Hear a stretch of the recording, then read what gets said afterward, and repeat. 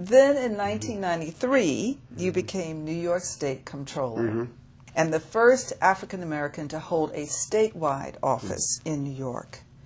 What circumstances enabled you to become Comptroller initially? Well, initially it was that there was an opening. The fellow who'd been the Comptroller resigned, and there was a year left in the term. And under the Constitution, the legislature comes together in a joint session to choose the person to be Comptroller. And when that happened, I, again, was at the right place. I worked at Citibank, so I had financial experience, which is important for that job. I had served in the legislature, in the Senate. I had run statewide, and I knew people all around the state.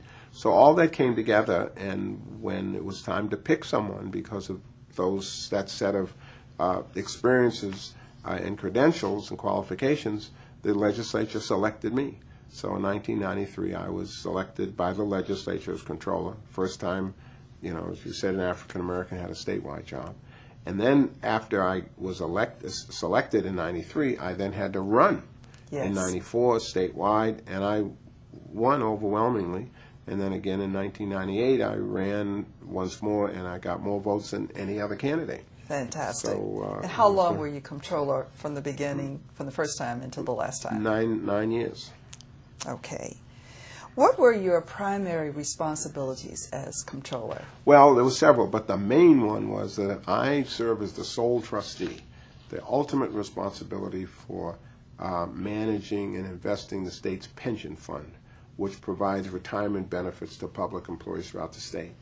And I had to invest that money, and as I said, I was ultimately responsible for the investments.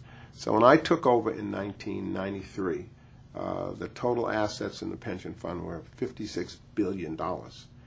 And when I left, it had grown over the 9 years to $120 billion. Fantastic. So by our investment strategy, putting the money in the right places, like all those companies that wouldn't hire me when I was That's right. from college. No wonder you were reelected. That's right. Yes. And so the pension fund grew. But in addition to that, I was the chief auditor of the state. I had to send out auditors to audit all public programs in all the cities, towns, and municipalities. I also had to comment on the state budget and the city budget, and I had to manage 2,500 people who worked in that office. So it was a very complicated, complex job, but a great job. I had offices all over the state, had to travel all around the state, but it was a very good experience.